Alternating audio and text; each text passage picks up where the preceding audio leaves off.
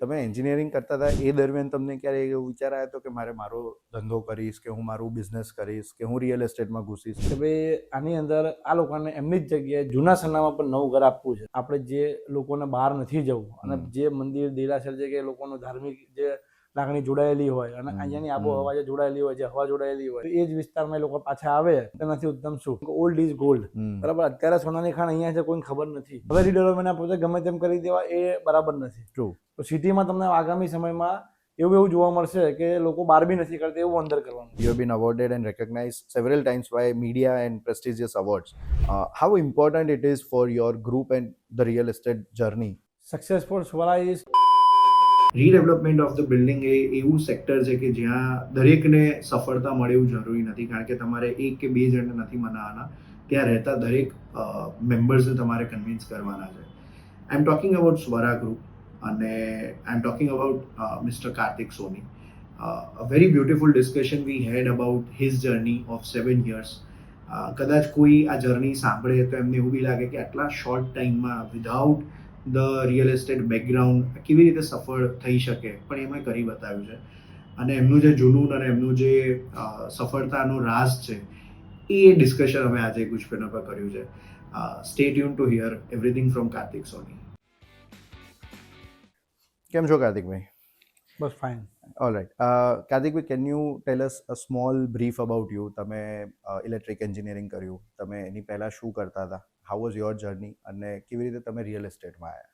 Actually આની અંદર એવો વસ્તુ બની કે 2014માં જ્યારે મેં ઇલેક્ટ્રિક એન્જિનિયરિંગ કમ્પ્લીટ કર્યું, ત્યારબાદ સ્વાભાવિક છે કે ઇલેક્ટ્રિક ફિલ્ડની અંદર આપણે જોબ કરવી જોઈએ કે કોઈ બિઝનેસ કરવો જોઈએ, પણ કર્યો બી ખરી 4 થી 6 મહિના સુધી.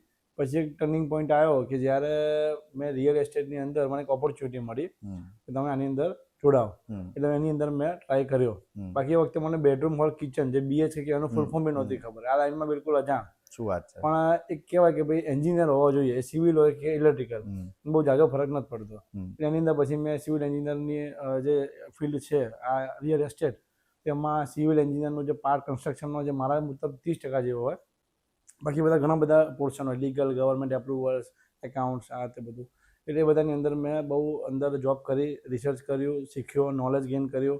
એમ કરતાં પછી 2018ના સ્ટાર્ટિંગમાં મેં આ જે કંપની છે એની 1/4/2018 અમે પહેલી ફર્મ બનાવી અને પહેલો પ્રોજેક્ટ લોન્ચ કર્યો. શું વાત છે! આ રીતે ચાલુ કર્યું. તમે એન્જિનિયરિંગ કરતા હતા એ દરમિયાન તમને ક્યારે એવો વિચાર આવ્યો હતો કે મારો ધંધો કરીશ, કે હું મારું બિઝનેસ કરીશ, કે હું રિયલ એસ્ટેટમાં ઘૂસીશ, કે એવું કંઈ બી તમને કે આજુબાજુ જોયું હોય, ફેમિલીમાં જોયું હોય?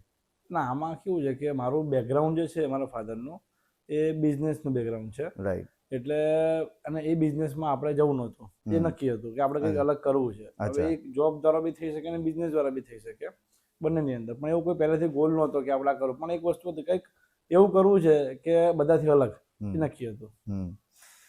બધાથી અલગ જ્યારે તમે કહો છો ત્યારે તમે અત્યારે સ્વરા ગ્રુપ જે પ્રમાણે જઈ રહ્યું છે અને રીડેવલપમેન્ટની જ વાત કરીએ ત્યારે સ્પેસિફિક એ બધાથી અલગ દેખાઈ આવે છે, તો why did you choose only redevelopment more? આમાં એવું છે કે જ્યારે અમે કોરોના કાળ આવ્યો, બરાબર, એ પહેલાં બધા જ પ્લોટો અમે લોકો પરચેસ કરતા. અને ક્યાં આગળ તો કે સિટીની અમદાવાદની વચ્ચોવચ.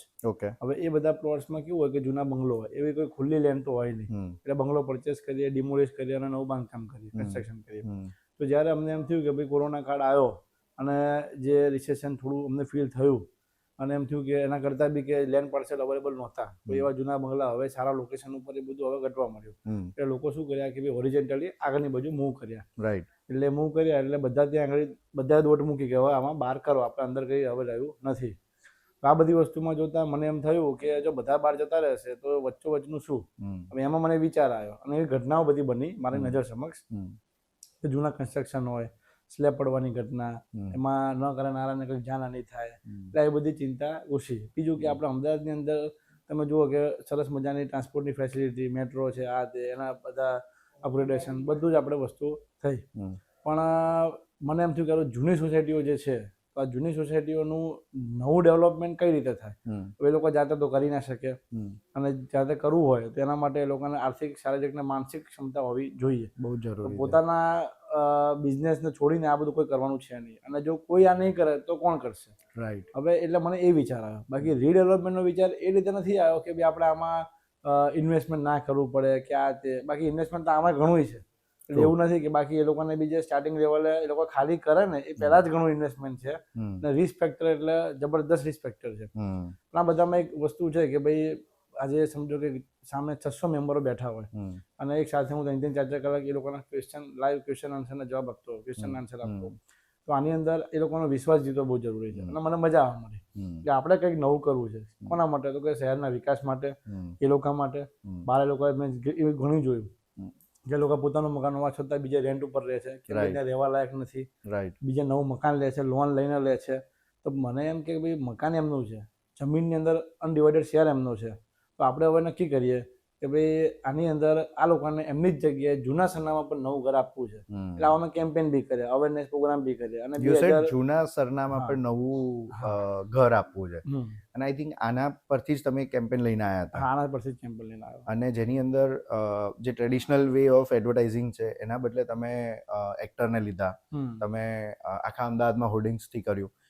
Does it help to the existing લોકો જે ત્યાં રહે છે એમને, or does it help to the જે લોકોને નવા એમાં લેવું છે એ લોકોને બી? એ તમારા માટે શું રિસ્પોન્સ હતો?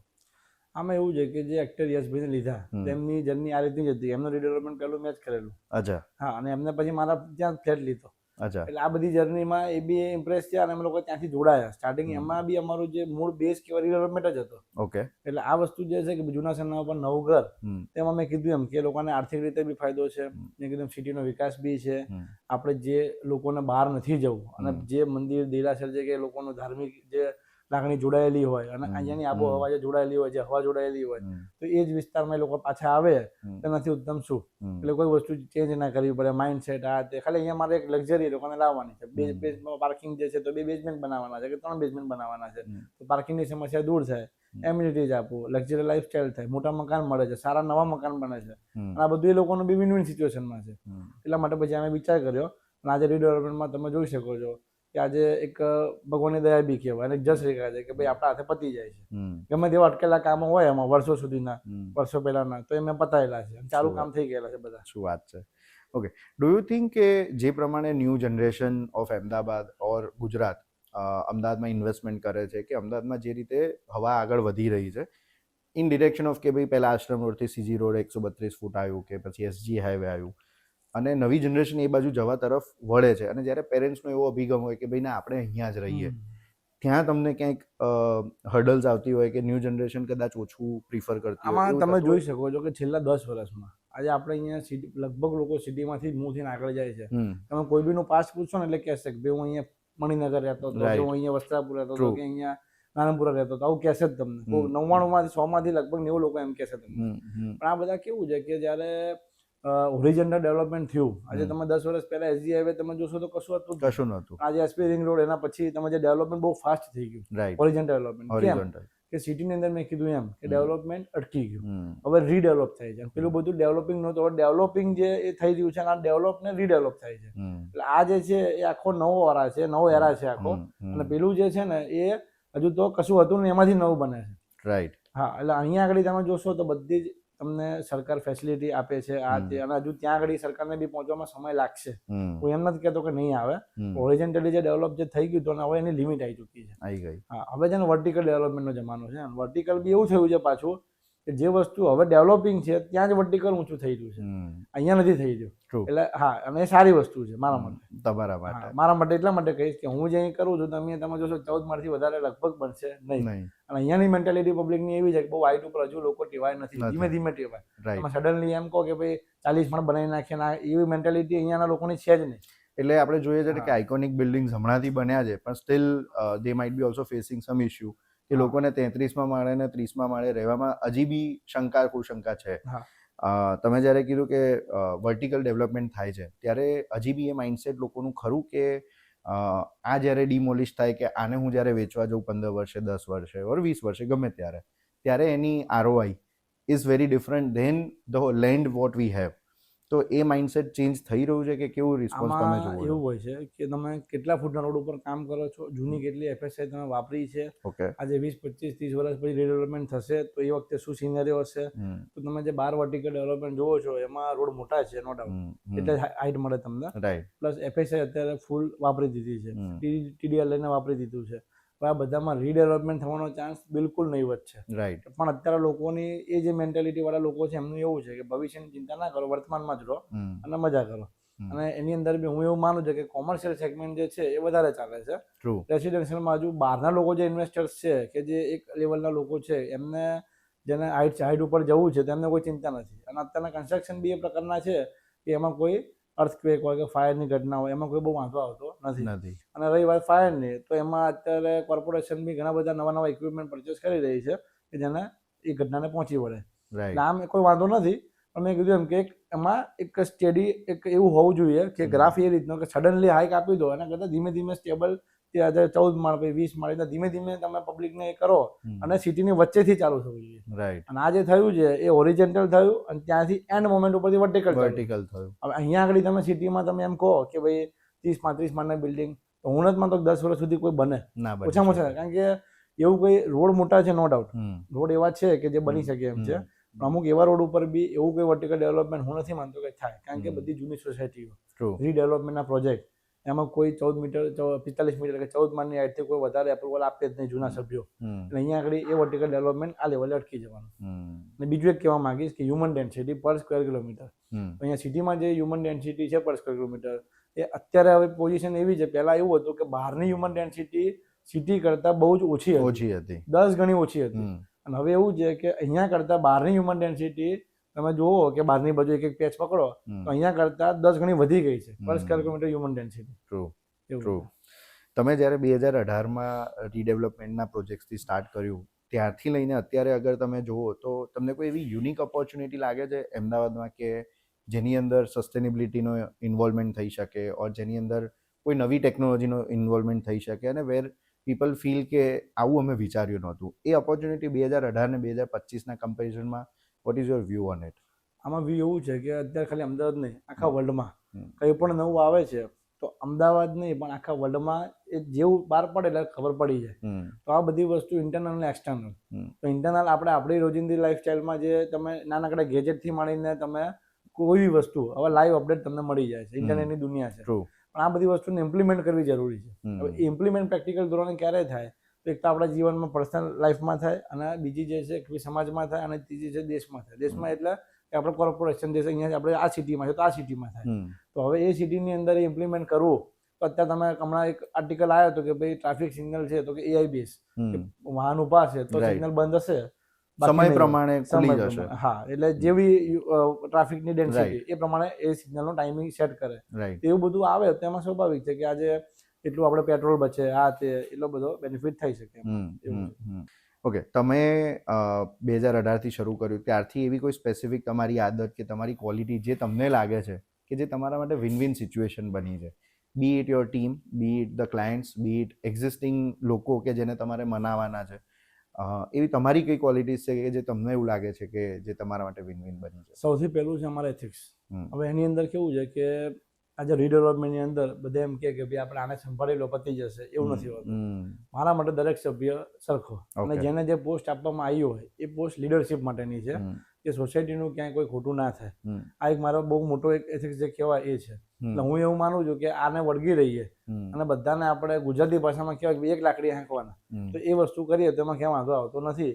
આ એક મારી વસ્તુ છે. અને બીજી કે જે મને 2018થી તમે કીધું એ મારું એક વિઝન ફિક્સ હતું કે મારી જે બ્રાન્ડ છે એકલી બ્રાન્ડ ખાલી આપણે રજિસ્ટર્ડ ટ્રેડમાર્ક કરાવી દઈએ અને લોગો બનાવી દઈએ એનાથી બ્રાન્ડ ના બને. રાઈટ. પણ એની અંદર ઇન્ટરનલ એક્સટર્નલ લોકો જોવે છે બ્રાન્ડને, પણ ઇન્ટરનલ શું હોય તો ઇન્ટરનલ ઓપરેશન્સ તમે કઈ રીતના બધા કરો છો, સિસ્ટમ કઈ રીતના લાવો છો, મેનેજમેન્ટ કઈ રીતના કરો છો, તેવી નાની નાની વસ્તુ મેં બહુ ધ્યાન આપ્યું.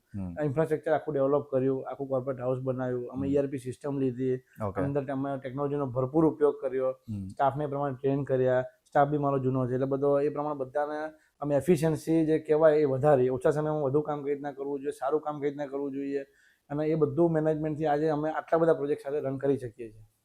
Can you give a little brief about Swara group કે અત્યારે તમારા કેટલા પ્રોજેક્ટ્સ ચાલુ છે અને અપકમિંગમાં તમારા શું પ્લાનિંગ છે?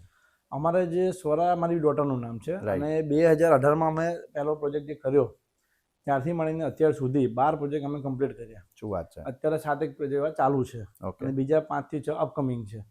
અને આગળ બી હજુ બધા જે કામ ચાલતા હોય એ અમે જાહેર ના કરી શકીએ. હમ. એટલે એમ કહેવાય કે અત્યારે 18 પ્રોજેક્ટના રેરા નંબર જે છે તમને મારી વેબસાઇટ રેરાની વેબસાઇટ ઉપર જોવા મળે. તમે સોરા નાખો એટલે તમને જોવા મળે. બહુ જ શોર્ટ સ્પેનમાં બહુ જ સારી રિઝલ્ટ તમે આપી રહ્યા છો. ક્યારેક એવું થયું હશે તમને કે as a entrepreneur or as a businessman કે ગીવ અપ કરી દેવું છે, નથી કરવું, નથી થતું, કાં તો આનું રિઝલ્ટ નથી આવી રહ્યું, એવો ક્યાંક ફેઝ આવ્યો હોય અને એ આવ્યું હોય ત્યારે કેવી રીતે યુ કમ અપ બેક? ના, એવું તો તમે લાયા મગજમાં કે દિલમાં તો એ તમારું ત્યાં પાછી જે સીડી કહેવાય કે સાપ સીડી જેવું છે તો પાછા તમે જ્યાં નીચે ત્યાં આવી જાઓ. રાઈટ. એવું ના લાવવું જોઈએ. કારણ કે બિઝનેસ જે છે ને એ ખરેખર લોહીમાં હોય છે. દરેક એન્ટરપ્રિન્યોર જે મારા મુજબ એમ કહેવાય કે એ જન્મે છે. હા, એ બનતો નથી, એ પહેલાથી જન્મે જ છે. હવે આજે સમજો કોઈ પણ ચેલેન્જ આવે તો એને કઈ રીતે કામ આઉટ કરવી અને કઈ રીતે એનું બધું કામ પતાવવું, તો એ અંદર તમારે એક જનૂન હોવું જોઈએ કે ગમે તે આવે આપણે આના પતાવવું જ છે. હવે કયા પ્રકારની કોઈ ક્યાંય કોઈ ભણતર નથી એનું. અમે કીધું એમ કે લોહીમાં જ હોય છે અને ચેલેન્જો તો આવવાની અને ગમે તેટલા ઊંચાઈ ઉપર હોય એટલે ચેલેન્જો વધવાની. પણ મેં કીધું એમ કે બધી રીતે બધા અલગ અલગ પાસા હોય, પરિબળ હોય, ફેક્ટર્સ હોય અને એ બધું તમે પ્રમાણે કરો, બધાના સાચવીને ચાલો અને સંબંધ સાચવીને ચાલ્યા હોય અને કામ કરતા જઈએ આગળ આગળ. થોડું લેટગો કરવું પડે, ક્યાં કરવું પડે? ફાઇનાન્શિયલી અમારે લેટગો કરવું પડે, કોઈનું સાંભળવું પડે, એમાં કોઈ ઈગો ના રખાય, કોઈ ગમન ના રખાય, અભિમાન ના રખાય અને રીડેવલપમેન્ટમાં તો જ તમે ચાલો. બાકી તમે એમ કહો ભાઈ હું આટલા પ્રોજેક્ટ કરીને બેઠો છું, મારું આ લેવલ છે તો હું શું કરવા કોઈ નાના માણસને મળું? એટલે કોઈ નાનું હોતું જ નથી. દરેક રીડેવલપમેન્ટમાં મેમ્બર એ જમીનનો કાંઈક ને કાંઈક માલિક છે. એટલે આ રીતે તમે મેન્ટાલિટી રાખો તો ક્યાંય કંઈ તકલીફ નથી પડતી. અને બધાના દિલને સમજવું પડે. આપણી સામે જે બેઠા હોય એ આપણા જેવા બિઝનેસમેન નથી. રાઈટ. બરાબર? એટલે એ લોકો આ બોલતા હોય દિલથી. કોઈ મેન્ટાલી એવા પોલિટિક નથી કે ભાઈ બધા વિચારીને બોલશે. એમની વસ્તુને સમજવી જોઈએ, એનું સોલ્યુશન લાવવું જોઈએ. કોઈક વાર આપણે નમવું જોઈએ, જતું કરવું પડે, કોઈક વાર એમને કરવું પડે અને આ રીતે વિન વિન સિચ્યુએશનમાં કામ કરીએ એટલે આગળ ગાડી ચાલતી રહે આપણી. ટ્રુ. એની સ્પેસિફિક પ્રોજેક્ટ જે તમારા દિલથી સૌથી નજદીક હોય કે આમાં તમને બહુ જ મજા આવી હોય ઓર જેની અંદર તમારી કુશળતા તમે બતાવી હોય ઓર તમને સૌથી વધારે જે પ્રોજેક્ટમાં મજા આવી એવું કોઈ તમારો પ્રોજેક્ટ? આમાં હું એવું નહીં કહી શકું. એનું કારણ છે કે જેટલા બી મારા પ્રોજેક્ટ છે પહેલેથી, એટલે બધા જ પ્રોજેક્ટ હું બિલકુલ યાદ કર્યા વગર એક જ ધારા બોલી જાઉં. કેમ કે આ બધા આપણા દીકરા કહેવાય. બરાબર? હવે આપણા જે બાળકો હોય આપણા બાળકોને કોણ આને વધારે પ્રેમ કરે આને એવું ના હોય. એટલે મારા માટે દરેક આ બાળક એક સરખો જ છે. હા, કોકમાં એવું હોય કે ભાઈ કોક વધારે હોશિયાર છે, કોક ભણવામાં નબળો છે, એવું બને. પણ ક્યારે? એટલે મેં કીધું કે કોકમાં પ્લોટ મોટો છે તો એમિટીસ આપી, કોકમાં પાર્કિંગ વધારે આપ્યું, આ બધું બને. પણ દરેક પ્રોજેક્ટને મેં મારી જાતે હેન્ડ ટચ જે કહેવાય એ અને હજુ બી આજે 5 વર્ષ જૂના પ્રોજેક્ટ છે તો હજુ બી એનું ધ્યાન રાખું છું. એના મને એમાં આનંદ આવે છે, માનસિક સંતોષ થાય છે. એ મારો પહેલેથી મને નિયમ લીધો છેલ્લો પ્રોજેક્ટ સુધી દર વખતે અમારા મેમ્બરોને હજુ એમાં 5 વર્ષ 6 વર્ષ જૂના પ્રોજેક્ટ હોય તમે ફોન કરીએ કે કેમનું છે, શું છે. અને હું એવું માનું કે બ્રાન્ડિંગમાં, હોર્ડિંગોમાં પૈસા ખર્ચીએ બરાબર. અમે લોકો એવું છે કે ભાઈ એક્ઝિસ્ટિંગ માર્કેટમાં રહેવું પડે એટલે થોડું ઘણું કરવું પડે. પણ જે એમાં રૂપિયા નાખી દેવા એના કરતાં મેમ્બરને કંઈક તકલીફ હોય અને 2-5 લાખ એમાં નાખી દઈએ તો હું એમાં માનું છું. How do you balance maintaining the character of old properties જે ઓલરેડી એક્ઝિસ્ટિંગ હતી અને એને તમે નવી કરી રહ્યા છો? કારણ કે ઘણા બધા પ્રોજેક્ટ્સમાં એ લોકોના જમા પૂંજી મૂડી નાખીને એ લોકોએ પહેલું ઘર લીધું હોય તો એ ઓલ્ડ કેરેક્ટરિસ્ટિક્સ તમે મેન્ટેન કેવી રીતે કરતા હશો? આમાં એવું છે કે જે લોકો સમજો કે પોતાનું મકાન, બે વસ્તુ છે. કોઈક અમારા ત્યાં નવો ફ્લેટ લેવા આવે અને કોઈક જૂનામાંથી નવું લે છે. રાઈટ. તો જૂનામાંથી જે નવું લે છે અને જ્યારે નવા લોકો જે પરચેસ કરે છે આ રીડેવલપમેન્ટ પ્રોજેક્ટમાં બધું મિક્સ થાય. હવે આ લોકોની જે મેન્ટાલિટી હોય ને હવે મેન્ટેનન્સ અમે શું કર્યું કે અમે રાખીએ 3 વર્ષ અમે લોકોની વોચ રાખીએ. કેમ કે આ બધું મિક્સ થવું ને એ બહુ અઘરું છે. હવે આમાં એવું છે કે આર્થિક રીતે અત્યારે જે નવો મેમ્બર આવ્યો બરાબર એ લોન લઈને આવવાનો, પછી પૈસા હશે તેને પૈસા ખર્ચીને આવવાના. બરાબર? હવે એ એવું સમજે કે ભાઈ આ જૂના મેમ્બરો છે. પણ હું એવું માનું છું કે જૂના મેમ્બરોની અસેટની વાત કરીએ તો તમારી જેવી જ છે. આ મેન્ટાલિટી નથી. કેમ કે મેન્ટાલિટીમાં 200 રૂપિયા મેન્ટેનન્સ એ ભરતા હતા, હવે ભરવાનું છે 5000 રૂપિયા. તો 5000 રૂપિયાની અંદર પેલા તો એક્ટિવ છે કે ચાલો હું ભરી દઈશ. પેલા 5000 ભરવું એ થોડું કાઠું પડે. પણ એમને એ સમજવું જોઈએ કે ભાઈ આપણી લાઈફસ્ટાઈલ અપગ્રેડ થાય છે, મેન્ટાલિટી અપગ્રેડ થાય છે, આપણી નેક્સ્ટ જનરેશનને બેનિફિટ થાય છે. તો એના માટે જો કોઈ બી વસ્તુ તમે 5000 રૂપિયા મેન્ટેનન્સ છે ધારો કે તમારું અને ભરો તો સ્વાભાવિક છે કે તમે નવી ગાડી લાવો તો એ પ્રમાણે એની એવરેજ આપે. આ વસ્તુ એ લોકોએ સમજવી જોઈએ અને એટલા માટે અમે લોકો 3 વર્ષ શું કરીએ છીએ કે મેન્ટેનન્સ અમે લોકોને જે બેનિફિટ્સ આપીએ રીડેવલપમેન્ટમાં અમે એમ કહી દઈએ કે મેન્ટેનન્સ જે છે તમારું આટલા વર્ષ ફ્રી. એટલે શું થાય ઉબેર જેવું એ લોકોએ પહેલા આપણે ફ્રી ફેરવ્યા પછી બધા ટેવ લાગી ગઈ એટલે અમે બી આમાં માનીએ છીએ. અને કોઈ બી પ્રોજેક્ટ મેન્ટેન હોય તો એનું એપ્રિસિએશન ભવિષ્યમાં તમને સારામાં સારું મળે. એમાં અમારો ફાયદો છે. અમને બી અમારા પ્રોજેક્ટ સાચવીએ અને ભવિષ્યમાં કોઈ જોવે. આજે હું એવું માનું કે અમારી કંપનીમાં કોઈનો ફ્લેટ લેવો તેમ કે ભાઈ સોરાનો આપણે જે સૌથી પહેલા પ્રોજેક્ટ જોવા જઈએ એ કેવો મેન્ટેન છે પછી લઈએ. True. I think સમહાઉ I feel કે તમે ક્યાંય ને ક્યાંય લોકોની વચ્ચે જે મોટા થયા હશો એમાં લોકો પાસેથી સાંભળેલી વાતોને એકદમ ગળથૂથીમાં ઉતારી દીધું એવું મને સંભળાય છે કે આ ધીસ આર ધ ઇનસાઇટ્સ કે લોકો એ જ વિચારતા હોય છે કે પહેલો પ્રોજેક્ટ એમનો કેટલો મેન્ટેન છે અને આ કોઈ શીખવાડવા નથી આવવાનું. અને આ તમે ક્યાંક ને ક્યાંક સાંભળ્યું હશે કે ભાઈ આ પ્રથા લોકોમાં હોય છે અને that's what you have applied. I feel the same way. Similarly અમદાવાદના રિયલ એસ્ટેટમાં ઘૂસ્યા પછી તમને ઘણી બધી વસ્તુઓ નહીં ખબર હોય ને જે શીખવા મળી હશે. એવી કઈ ચેલેન્જીસ હતી કે જે તમને કદાચ ના ખબર હોય ને શરૂઆતમાં આવી હોય અને એને તમે ઓવરકમ કરી હોય અમદાવાદ રિયલ એસ્ટેટ સાથે? આમાં કેવું છે કે અમદાવાદમાં પહેલાં તો એક હરણફાળ દોડ છે કે આપણે આગળ આવવું છે, બરાબર, આટલા ડેવલપર છે, એમાં ટોપ બનવું છે. પણ આ બધું કેવું શરૂમાં હોય કે આપણે અત્યારે આ નાના લેવલે છે, આપણે આટલા મોટા મોટા ડેવલપર્સ એક્ઝિસ્ટ છે, આપણે આમ કરી નાખીએ, પેલું કરી નાખીએ. પણ જ્યારે આ દરિયાની અંદર ઉતરીને ડૂબકી લગાવીએ ને એટલે ખબર પડે કે કોઈ મોટું નથી હોતું. બધાએ એનો સમય આપ્યો હોય છે અને સમય આપીને જે લેવલે બેઠા હોય છે એ લોકો ત્યાં આગળ એ વસ્તુને લાયક છે એના માટે. તો આપણે બી એ માટે આવું કામ કરવું પડે તો આપણે એ વસ્તુ થાય. તો આજે આમ સમજો કે આજે ભલે ગમે તેટલા મોટા ડેવલપર છે, બધા સીન્સ લગાવે, સીન્સ આટલા સમય. મેં નક્કી કર્યું કે આપણે હવે કેવું છે કે હવેની જનરેશન છે ને એ સીન્સ વળી નથી. તમે હવે આગામી 10 વર્ષ પછી તો એવું જોશો કે ઘણીને 5-10 વર્ષ કંપની ચાલશે પછી નહીં ચાલે, બધા બદલ કરશે. પણ હવે તમારે સીન્સ ઊભું કરવું હોય બહુ જ ડિફિકલ્ટ. એટલે એના કરતા જસ્ટમાં માનીએ છીએ. કારણ કે પહેલા ટેકનોલોજી નહોતી, કશું નહોતું. હવે હું જસ્ટમાં માનું છું. સીન્સ તમે એમ કહો કે ભાઈ 1980 બરાબર, એ વસ્તુમાં એવું હતું કે 20 વર્ષમાં જે કામ થતું હતું ને એ હવે 2 વર્ષમાં હવે ફાસ્ટ થાય છે. એટલે અમે જસ્ટમાં માનીએ કે ભાઈ જસ્ટ 7 યર્સમાં અમે આટલા પ્રોજેક્ટ કર્યા. એટલે હવે મારો બી એક ગોલ છે કે સીન્સ અને જસ્ટને મિક્સ કરી દેવાનું, કે જે લોકો 40 વર્ષમાં કામ કર્યું હોય અમારે 10 વર્ષમાં પતાવવાનું છે. આ મેન્ટાલિટી ચાલુ છે. વન્ડરફુલ. આઈ થિંક જે રિસેન્ટ જંત્રીના કાયદાઓ આવ્યા એનાથી તમારા રિયલ એસ્ટેટના બિઝનેસ ઉપર કેટલું ઇફેક્ટ થયું છે અને લોકોને શું મિસઅન્ડરસ્ટેન્ડિંગ હજી બી એના માટે છે અને એ રીડેવલપમેન્ટમાં હેલ્પફુલ થયું છે નથી થયું? What are your view? જંત્રીનું એવું છે કે જંત્રી ડિપેન્ડ્સ ઓન મેની સબ્જેક્ટ્સ. હવે જંત્રીની અંદર એવું છે કે જો આ માર્કેટ વેલ્યુ અલગ અલગ ક્ષેત્રની અંદર અલગ અલગ હોય. 2011માં જે જંત્રી આવી એ પછી 2023માં સીધી ડબલ થઈ. રાઈટ. અને અત્યારે સાયન્ટિફિક સર્વે કરીને જે અલગ અલગ હજુ સરકારે બહાર નથી પાડી, પણ ટૂંક સમયમાં આવશે કે મોડી આવશે એ હજુ આપણને ખબર નથી. પણ જ્યારે બી આવશે ત્યારે એ સાયન્ટિફિક સર્વે પ્રમાણે એકચ્યુઅલ શું હોવી જોઈએ, જેમ માર્કેટની વેલ્યુ છે, કઈ રીતના અત્યારે ત્યાં સેલ થાય છે, આ તે બધા પેરામીટર લોકો કરીને સરકાર નક્કી કરે કે આટલી જંત્રી રાખવી. હવે જંત્રી વસ્તુ જે છે એ પર સ્ક્વેર મીટરે જે જંત્રી હોય, ખુલ્લા પ્લોટની હોય, ફ્લેટની હોય, શોપની હોય, અલગ અલગ જંત્રી હોય, ખેતી લાયક પ્લોટ હોય. આ બધાની અંદર તમારે એ વસ્તુ જોવી પડે કે એ તમારે ડાયરેક્ટ પ્લોટ પરચેસ કરો છો, રીડેવલપમેન્ટની અંદર ક્યાં ઇફેક્ટ થાય. તો આપણે રીડેવલપમેન્ટની વાત કરીએ તો રીડેવલપમેન્ટમાં અમારે FSI ભરવી પડે. તો એ કોઈ બી પ્રોજેક્ટમાં ભરવી પડે. હવે FSI જ્યારે ભરીએ એ બી જંત્રીના પર્સન્ટેજ હોય કે ભાઈ આ તમારો પ્લોટ એરિયા, એના ગુણ્યા જંત્રી, એના ગુણ્યા આટલી તમારી ચાર્જેબલ FSI છે. તો ચાર્જેબલ FSI જે છે એ આખી ડિપેન્ડ હોય છે જંત્રી ઉપર. જો જંત્રી વધી તો FSI મોંઘી પડે. એટલે અત્યારે રીડેવલપમેન્ટના પ્રોજેક્ટમાં હું ઓફર આપું કે ભાઈ આજે 20,000 રૂપિયા જંત્રી છે એક્ઝામ્પલ, અને કાલ ઉઠીને 30,000 થઈ જાય તો FSI મારી વધી ગઈ તો મને પ્રોજેક્ટ વાયબલ ના થાય.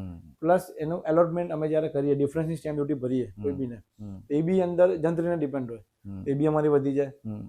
પ્લસ એવી ઘણી વસ્તુ છે, ડેવલપમેન્ટ એગ્રીમેન્ટ અમે કરીએ તો એ બી જંત્રીમાં ડિપેન્ડન્ટ છે. પ્રોપર્ટી ટેક્સ, સરકારનો પ્રોપર્ટી ટેક્સ એ બી જંત્રીમાં ડિપેન્ડન્ટ છે. કેપિટલ ગેઇન, તમે ઇન્કમ ટેક્સની વાત કરો કે કોઈ બીજા અધર ટેક્સ, ડાયરેક્ટ ઇનડાયરેક્ટ ટેક્સીસ, એ બધા જંત્રીમાં ડિપેન્ડન્ટ છે. તો એવી ઘણી બધી વસ્તુ છે કે જે જંત્રી ઉપર ડિપેન્ડ કરે છે. તો જંત્રી જેવી પ્લસ માઇનસ થાય એટલે બહુ મોટી ઇફેક્ટ પડે છે અલગ અલગ જગ્યાએ. અને હું એવું માનું છું કે રીડેવલપમેન્ટમાં એમ કહેવાય કે અમને મોંઘું પડે તો છેલ્લે એન્ડ યુઝરને મોંઘું પડે. અને જો એન્ડ યુઝરને મોંઘું ના પાડવું હોય તો અમારે રીડેવલપમેન્ટ પહેલાથી જ ઓફર એવી કરવી પડે કે એમાં કોઈ વાંધો ના આવે. પણ અત્યારે જે જંત્રીના અનસર્ટેનિટી છે કે ક્યારનું હમણાં થશે એવું કરતાં અત્યારે પોઝિશન એવી છે કે હમણાં બધા પ્રોજેક્ટ સ્ટોપ રાખ્યા છે. અમે ખુદે બી હમણાં કોઈ હમણાં લગભગ 4-5 મહિનાથી તો કોઈ ઓફર બી નથી આપી, ક્યાંય કશું જ નથી. રાઈટ. બધાને એવું જ છે આ રીતે. તમારા દ્રષ્ટિએ તમને શું લાગે છે કે રીડેવલપમેન્ટની અંદર આગામી 10 વર્ષની અંદર અમદાવાદનું શું ફ્યુચર હોઈ શકે? Specific to redevelopment or the normal, પણ અમદાવાદ રિયલ એસ્ટેટનું ફ્યુચર તમને શું લાગી રહ્યું છે? અમદાવાદમાં રિયલ એસ્ટેટનું જે ફ્યુચર સારું જ છે. કારણ કે મેં તમને કીધું એમ કે જેમ જેમ સપ્લાય તમારો વધે, ડિમાન્ડ વધે, એમ એમ સ્ટેબલ માર્કેટ કહેવાય. પણ તમારી ડિમાન્ડ વધે ને સપ્લાય ઓછો હોય, હવે ડિમાન્ડ છે ને આમ છે, અત્યારે લોકો કે ભાઈ મંદી છે આ તે, પણ ડિમાન્ડમાં બી કેવું છે, હવે પબ્લિકની ચોઈસ એવી થઈ ગઈ કે તમને સસ્તું મળે પણ ખરાબ લોકેશન મળે કે ખરાબ પ્લાનિંગ મળે તો લોકો નહીં લે. ભલે મોંઘું મળે અને સારી જગ્યાએ મળે તો લોકો લેશે. અને હવે લોકોની મેન્ટાલિટી એવી થઈ ગઈ, ભલે 5 રૂપિયા મોંઘું પણ સારું લેવું. હવે એવું થઈ ગયું છે. એટલે હું એવું માનું છું કે દરેક બિલ્ડરે રીડેવલપમેન્ટના પ્રોજેક્ટમાં એમ વિચારે કે આ રીડેવલપમેન્ટનો પ્રોજેક્ટ છે અને રીડેવલપમેન્ટ મેન્ટાલિટી હોય કે રીડેવલપમેન્ટ એટલે હશે બધું જૂનાને આપવાનું છે એટલે ગમે તેમ બનાવ્યું હશે. પણ મારું અત્યારે છાપ એવી છે કે રીડેવલપમેન્ટમાં પ્રીમિયમ પ્રોજેક્ટ, અને તમે મારો પ્રોજેક્ટ જુઓ તો જૂનો કે નવો એ તમે કહી ના શકો. હા, એટલે આ વસ્તુ જે છે ને દરેક બિલ્ડરે પોતાને લેવી જોઈએ. જેથી શું થાય કે તમારું એલિવેશન, અંદરની વસ્તુ, અંદરની ક્વોલિટી, એટલે જે સભ્યો રહેવા આવે એમને બી સારું લાગે. પ્લસ આપણા અમદાવાદમાં કોઈ બહારથી આવ્યું હોય કોઈ પણ અને એમ કે ભાઈ અમદાવાદની અંદર ડેવલપમેન્ટ બહુ જ સરસ છે, બિલ્ડિંગો સરસ બની રહી છે, આ તે, આ બધું કેવું છે કે અત્યારથી એને બીજ રોપવા પડે. દરેક માણસને મેન્ટાલિટી ચાલવું પડે, ત્યારે તમે 10-15 વર્ષ પછી અમદાવાદની છબી આખી અલગ દેખાય. ટ્રુ. એટલે સિટીની સ્કાયલાઇનમાં I think Swara has made a good role, કે જેની અંદર જ્યાં જે એરિયામાંથી તમે જતા હો, અને ઘણીવાર અમે અનુભવ કરેલું હોય છે કે ફોરેનથી કોઈ ફ્રેન્ડ આવ્યું હોય ફરવા માટે ઓર બેક ટુ હોમ થોડા ટાઈમ માટે, અને જ્યારે ફરે છે ત્યારે કે છે યાર અહીંયા તો મને ખબર નહીં આવું કંઈક હતું અને હવે આ થઈ ગયું છે. ત્યારે એ રિયલાઇઝ થતું હોય કે સિટીની અંદર બી એ ડેવલપમેન્ટ કેટલું જરૂરી છે. કારણ કે not necessary everyone will go to SP ring road or SG highway only, કે ભાઈ જ્યાં રહેતું હોય. એક્ઝામ્પલ છે કે વિજયનગર કોઈક રહેતું છે ને આવ્યું અને એ ત્યાં ફરે છે તો એને અંદર કે યાર આ તો આખું બદલાઈ ગયું. અને એની અંદર આઈ થિંક કે જૂના જે તમે સીન્સવાળા પ્લેયર્સની વાત કરીએ તો એના કરતાં વધારે I think Swara has made a big role. એ સ્કાયલાઇનનો જ પાર્ટ છે અને છતાં બી એ સિટીની અંદરનો પાર્ટ છે. એટલે I think that's a tremendous decision કે ભાઈ મારે સિટીની અંદર જ આ રીતનું વર્ટિકલ ડેવલપમેન્ટ કરવું છે.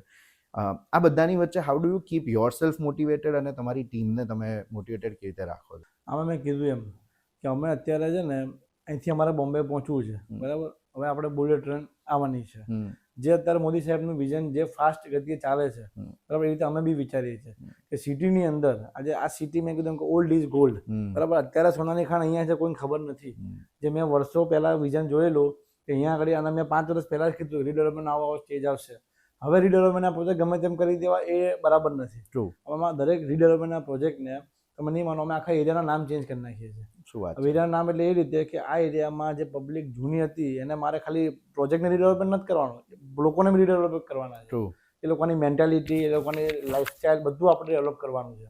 અને એની અંદર તમે વિચારો કે અમે આજે રીડેવલપમેન્ટના પ્રોજેક્ટમાં ઇન્ડિયન ગ્રીન બિલ્ડિંગ કાઉન્સિલ, બરાબર, એન્વાયરમેન્ટ ક્લિયરનેસ સર્ટિફિકેટ, એના માટે અમે એન્વાયરમેન્ટ માટે બી અમે એટલું બધું અંદર આપેલું છે વસ્તુઓ કે જે લોકો નવા પ્રોજેક્ટમાં બી આપતા અટકે.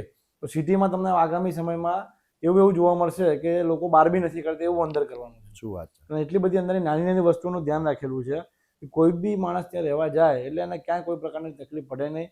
અને એ વસ્તુથી એટલો એપ્રિશિએટ થાય કે એટલો ખુશ થાય કે આખા ગામમાં એમ કે ભાઈ ના સોરાવાળે આ જબરદસ્ત વસ્તુ આપી છે. અને બીજું કે તમે કીધું કે બહારથી કોઈ આવે તો બહારથી તો લુક એન્ડ ફીલ લાગવાનું જ છે, પણ અંદર બી એટલું જબરદસ્ત થશે. You have been recently also awarded by Zee Business, and you have been awarded and recognized several times by media and prestigious awards.